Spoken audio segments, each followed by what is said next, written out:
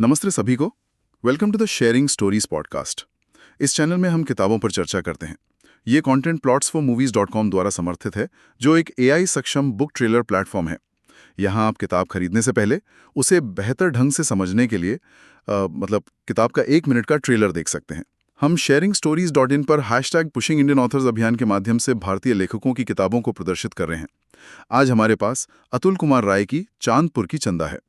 तो चलिए आज इस किताब से जुड़े हमारे स्रोतों की गहराई से पड़ताल करते हैं। Bring your book to life with AI.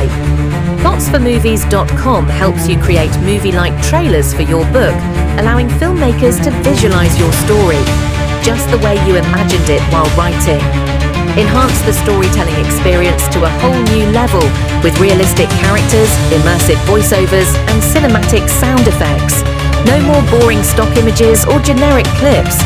Captivate your audience, spark curiosity, make readers and filmmakers eager to explore more.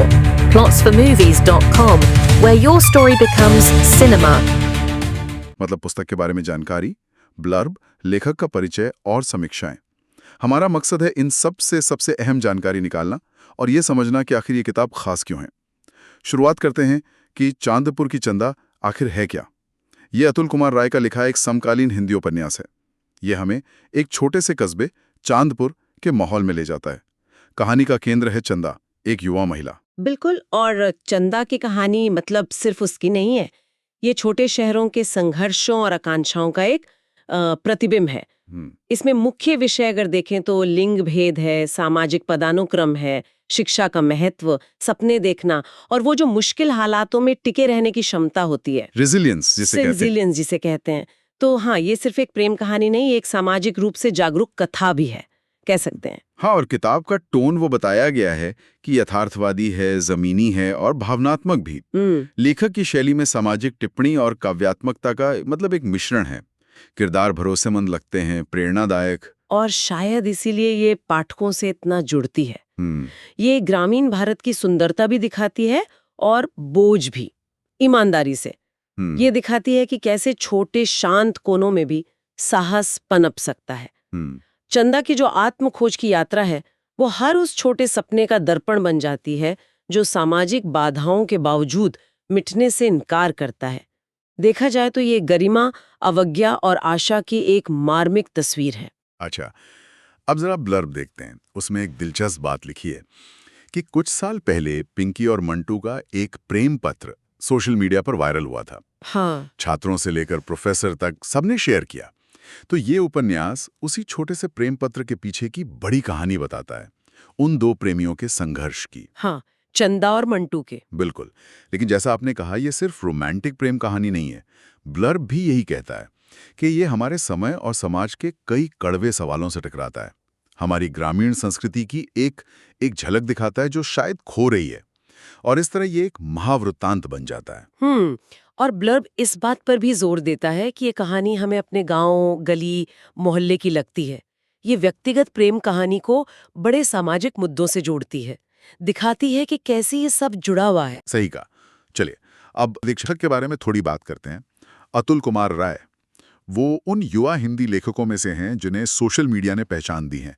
उनके ब्लॉग, व्यंग्य, लेख, ट्वीट्स काफी पसंद किए जाते हैं, अखबारों में भी छपते हैं, और उनकी पृष्ठभूमि भी दिलचस्प है। बलिया उत्तर प्रदेश के किसान परिवार से हैं, शिक्षा BHU वाराणसी से, संगीत में वो संगीतकार भी हैं। हाँ, ये मैंने भी पढ़ा। उनकी लेखनी में आंचलिकता है, व्यंग्य है, संवेदनशीलता है, और चांदपुर की चंदा उनका पहला उपन्यास है। और ये भी दिलचस्प है कि वो आजकल मुंबई में फिल्म वेब सीरीज के लिए लिख रहे हैं। रिलायंस एंटरटेनमेंट और T सीरीज की फिल्म शेरदिल में संवाद लेखक के तौर पर काम किया है उन्होंने। ये उनके लेखन की बहुमुखी प्रतिभा को दिखाता है, गांव से सिनेमा तक का सफर। बिल्कुल। अब आते हैं समीक्षाओं पर। पाठकों ने क्या कहा? ज्यादातर समीक्षाएं इसे शक्तिशाली और भावनात्मक रूप से गूंजने वाला मानती हैं। हास्य, यथार्थवाद, सामाजिक आलोचना, सबका मिश्रण। कहानी यूपी के बाढ़ग्रस्त गांव चांदपुर में सेट है। चंदा और मंटू की मासूम प्रेम कहानी भी कहा गया है। एक समीक्षक ने इसे पूर्वी यूपी और बिहार के लोगों के लिए जरूर पढ़ें बताया है, क्योंकि वहां का लहजा, गाने, शब्द सब है इसमें। हाँ, वो आंचलिकता वाली बात। हाँ, हालांकि ये भी कहा है कि कुछ शब्द कुछ लोगों को असहज कर सकते हैं। अच्छा। एक और पाठक ने लिखा कि अंत तक पता नहीं चलता कि अंत सुखद होगा या दुखद, वो अनिश्चितता बनी रहती है। लेकिन एक विस्तृत समीक्षा कुछ और गहरे सवाल उठाती है, जैसे चंदा की समझदारी और बाकियों में जो अंतर था, उसका कारण क्या था? समीक्षा कहती है कि उसकी किताबों में रुचि, किताबों ने उसे वो साहस और इच्छा शक्ति दी किताबों की परिवर्तनकारी शक्ति। कि जहां लड़कियां काम कर रही हैं, उत्पादक हैं, वहीं लड़कों की ट्रेनिंग आवारागर्दी और गंदी बातों में हो रही है। ये एक महत्वपूर्ण सामाजिक अवलोकन है। हाँ, ये सोचने वाली बात है। और उसी समीक्षा में मंटू के चरित्र पर भी सवाल हैं। क्या वो चंदा के लायक था? उसने सिर्फ पत्र लिखने और गाने सुनने के अलावा क्या किया? जबकि चंदा बार बार मेहनत करने का इशारा करती रही। यहाँ एक दिलचस्प नुक्ता है समीक्षा में। मेहनत करना कोरी आशिकी से मुश्किल काम है। गाने बजाने और पत्र लिखने में सिर्फ समय लगता है, जो एक आवारा लड़के के लिए देना मुश्किल नहीं। ये चरित्र चित्रण और सामाजिक अपेक्षाओं पर एक तीखी टिप्पणी है असल में। और फिर वो सवाल, क्या सूचना का ये युग, मतलब इंटरनेट, दहेज प्रथा को खत्म करने का कारण बनेगा? हाँ, कि जब एक मेहनती लड़की को अपनी कीमत पता चल जाएगी, तो दहेज लेने वालों का क्या होगा? ये कहानी के सामाजिक संदर्भ को आज के डिजिटल युग से जोड़ता है। और समीक्षक मंटू के चरित्र विकास की कमी से थोड़ी निराशा भी व्यक्त करते हैं। जीवन में इतना कुछ होने के बावजूद वो आशिक से शुरू होकर आशिक पर ही खत्म हो गया, कोई खास बदलाव नहीं। और उन्हें ये जोड़ी इसलिए भी पसंद नहीं आई क्योंकि मंटू ने अपनी शादी कहीं और तय होने पर भी कोई कदम नहीं उठाया, सिर्फ इंतजार करता रहा। तो सवाल उठता है, क्या ऐसा लड़का चंदा जैसी लड़की के लायक था? हाँ, ये निराशा समझी जा सकती है। पाठक किरदारों में विकास देखना चाहते हैं।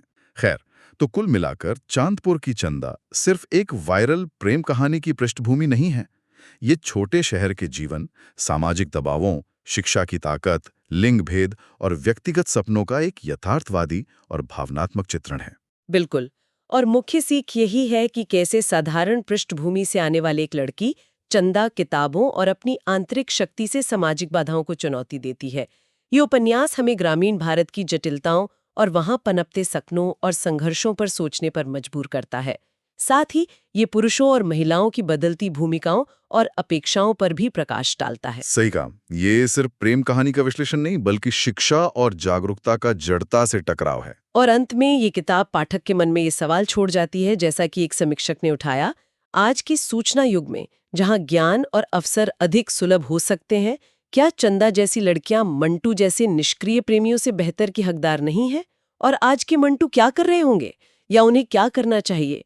ये सोचने वाली बात है कि ज्ञान और आत्ममूल्य की जागरूकता सामाजिक संरचनाओं, खासकर विवाह और दहेज जैसी प्रथाओं को कैसे बदल सकती है। ये थी अतुल कुमार राय की चांदपुर की चंदा पर हमारी आज की चर्चा। उम्मीद है आपको ये जानकारी उपयोगी और दिलचस्प लगी होगी।